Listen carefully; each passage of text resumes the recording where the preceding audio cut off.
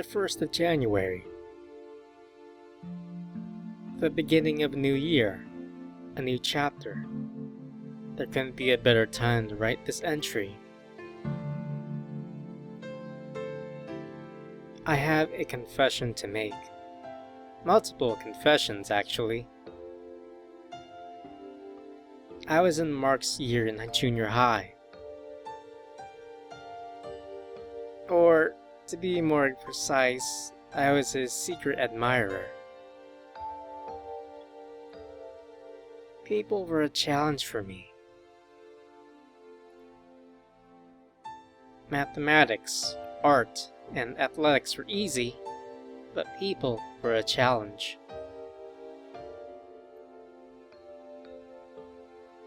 My father, Leonard Kinsey, the man responsible for the cherry tree on the hill, has always been kind to us, but we were always stuck in his shadow. Fame and fortune are a barrier when they don't belong to you. Proud and confident on the outside, empty on the inside. I was a model daughter, and I was alone. Mark was different back then, back when I fell for him. He was creative, charming, always smiling, if a little awkward. He must have thought he could do anything. He certainly acted like it. He caught my eye. He'd doodle in his notebooks as the teachers droned on. I always wondered what he might be daydreaming about. Soon my own daydreams took hold. Every day at lunch and after class, I would unconsciously dream up scenarios that led me to him, accidentally dropping my books, helping him with an assignment, bumping into him while getting a drink at the water fountain. But they were daydreams, and daydreams never come true. So my feelings gnawed at me from the inside instead. It's like hunger. When the body doesn't get what it wants, it lets you know in the worst possible way. The heart works the same way. Eventually, I noticed a change. He started looking at a certain girl from my class, and it was a strange look. The same one I saw when I looked in the mirror. Naturally, I did the only thing I could do. I watched. The leaves fell to the ground and snow hit them. I watched as he talked to the girl at lunch and bumped into her at the halls. Something started dying inside me, but I couldn't understand it. At the same time, something was born. I soon came to know a determination that I didn't think I had. He had told her to meet him on the roof after school, and from the way he paced back and forth in class, pretending to clean and pack his bag as his eyes anxiously darted to the clock, I knew what he was going to do. So I followed him. The confession wasn't as bad as he thought it was, but through the lens of heartbreak, a paper cut becomes a knife wound. The girl was attractive, confident, popular. It is no surprise that he fell for her. As it turned out, it was no surprise to her either. She turned him down without a second thought. I still don't know what was going through her mind. Did she want to end the rejection as quickly as possible, like pulling off a band-aid? Was she so used to being adored that she lost her ability to sympathize with a broken heart? I'm not sure. But when she walked by Mark's incapacitated body, she paused for a moment, pulled the ribbon out of her hair, and wrote something. Did she always do that? Maybe she had an infinite supply of hair ribbons at home, and she distributed one to every boy she rejected. Or it was just a whim, after noticing that they weren't alone, see my no doubt teary eyes. She simply pulled a marker out of her bag, jotted down one final message, dropped it by Mark's hands, and left. The crucial piece of information that took him 3 years to remember was that he never picked up that ribbon. I did.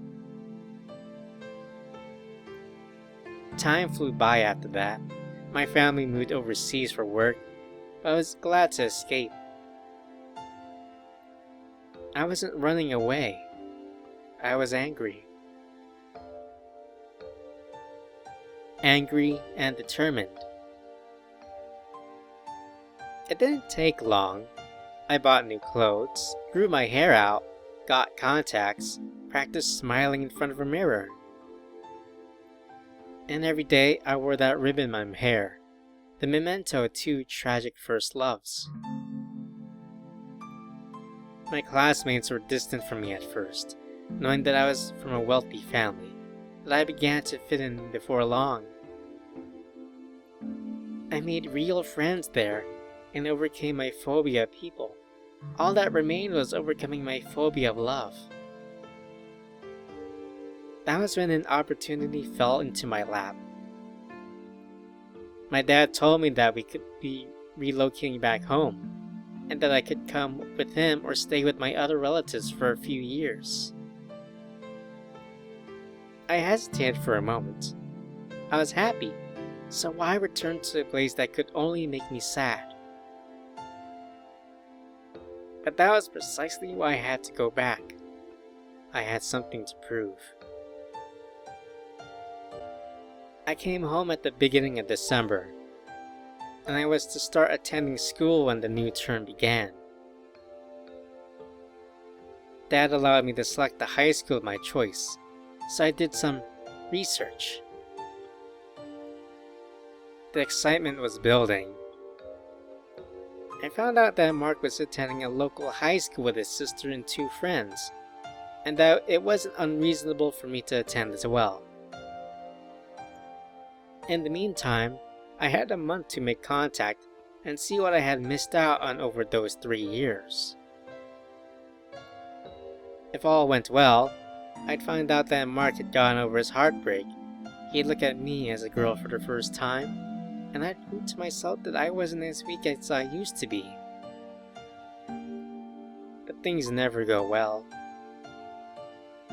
I knew I was empty from the moment I first spoke to him. But even if he didn't want to face his feelings, I could show him that love wasn't something to fear. I'd prove it to him and prove it to myself. The technical stuff was easy. There was a garden beneath the balcony on the school roof. All I had to do was slide from the balcony to the soil. I hid there for at least 10 minutes, so of course he didn't see any footprints. After that, all I had to do was make use of my surroundings. He already expected me to do the impossible, so disappearing in the forest was as simple as stepping out the path and hiding behind a tree. He knew he didn't have to search for me either, because I promised to find him. I'm lucky that he played along. Lucky and thankful. Mark saw through me, apparently. I was surprised. I tricked him at first, but he knew that I was smiling from my heart when I found him in that park after he talked to Lillian. I was shocked when I found myself enjoying that conversation. Shocked and a little afraid. The visit to his room wasn't even part of the plan. I just wanted to see him. It was fun to tease him, to see his reactions to my silliness, and I wanted to get swept up and taken to the first place he could think of. I started to see the quirky charm buried beneath years of forced apathy. Before long, I was in love. It was terrible. I didn't want to fall for him. I just wanted to prove that I was no longer a slave to my emotions. But I ended up proving the opposite. The more I think about it, the more cruel it becomes. Am I only happy because I forced myself to change 3 years ago? My confidence started out as nothing but a lie. Is that what it takes? And what about Mark? Even after trying his hardest, he still got hurt, both 3 years ago and now. If I hadn't met him, would he still be avoiding love at every turn? It's horrible. No matter how much we talked, all we could come up with is that love is a horrible, horrible thing. All is fair because it doesn't play by the rules. You can fight your hardest or give up before the battle begins, and you might still win, or you might still lose. There's no structure to love, no overarching theme or black and white belief that determines who succeeds and who fails. There isn't always a lesson. It's unintuitive, but repeating the same action over and over can grant drastically different results, and finding a new method doesn't guarantee change. Maybe, in the end, all that matters is that you don't run away. If an ideal appears before you, seize it. Make the storybook real.